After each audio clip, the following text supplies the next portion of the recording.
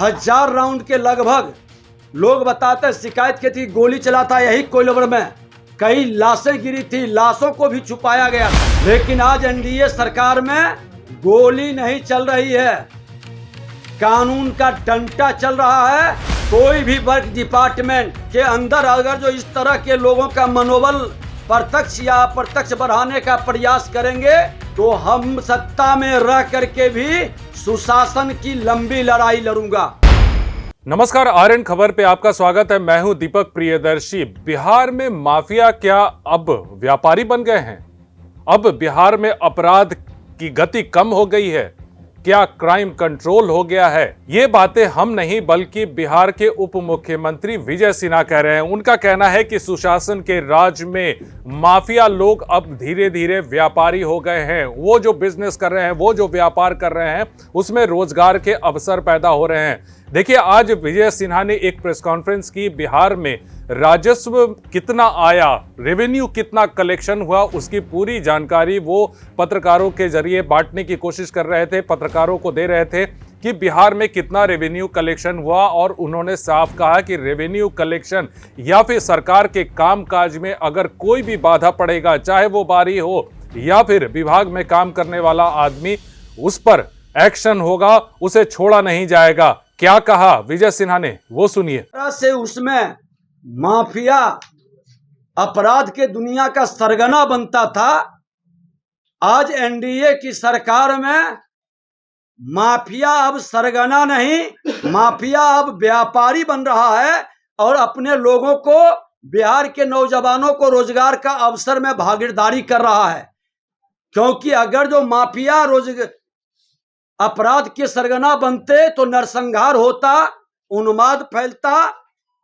नेता प्रतिपक्ष, जब हम नेता प्रतिपक्ष थे विधानसभा में तो आप सब गवाह थे, सदन में 2-2 3-3 दिन डिस्टर्ब रहा था।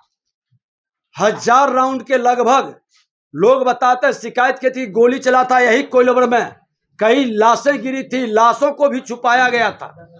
लेकिन आज एनडीए सरकार में गोली नहीं चल रही है, कानून का डंडा चल रहा है और व्यापार की गति बढ़ रही है। जो व्यापार में बालू साइड में लगे हैं उनका आमदनी भी बढ़ रहा है, सरकार का राजस्व भी बढ़ रहा है, रोजगार का सृजन भी हो रहा है। देखिए, विजय सिन्हा ने कहा कि अब जो सरकार में भी बहुत लेवल पे, यानी विभागीय लेवल पे भी बहुत सारी गड़बड़ियां होती हैं जो विभाग के अधिकारी करते हैं। उन्होंने साफ साफ चेतावनी दी, साफ साफ उन्होंने कहा, हिदायत दी ऐसे लोगों को कि उन्हें बख्शा नहीं जाएगा। अगर जरूरत पड़ी तो सत्ता में रहकर भी वो सुशासन की लड़ाई लड़ेंगे।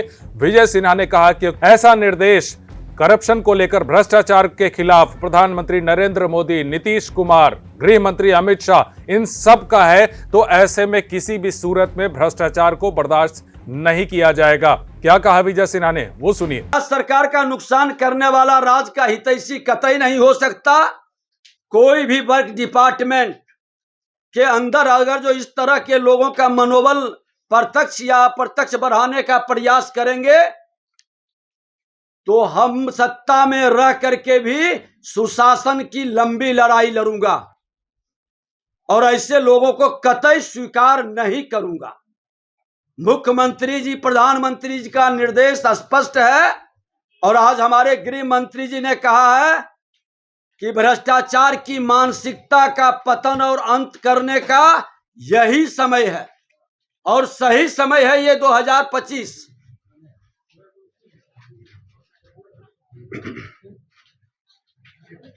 विपक्ष अपराध भ्रष्टाचार पर मौन रहता है, उस पर हमें कुछ नहीं कहना, लेकिन बिहार के किसी भी पक्ष के लोग हों, सत्ता या विपक्ष का, खनन में हर लोग सहयोग किए हैं, कोऑपरेट किए हैं, इसलिए मेरा राजस्व बढ़ा है। आज कोई इसको गलत सेंस में नहीं ले। ऐसे भी हमारी मानसिकता में, हम तो विधानसभा अध्यक्ष भी थे तो हमने सबको साथ लेके चले हैं। हमारा एक मानसिकता है कि बिहारी सम्मानित हो, अवैध व्यवस्था बंद हो। और नीची। तो आपने सुना कि किस तरह से विजय सिन्हा ने रेवेन्यू कलेक्शन की बात कही और उन्होंने सभी जिलावार तरीके से सभी डिस्ट्रिक्ट में किसका किसका कैसा कैसा परफॉर्मेंस रहा उसका भी उन्होंने ब्यौरा दिया कि किस जिलों से कितना रेवेन्यू आया।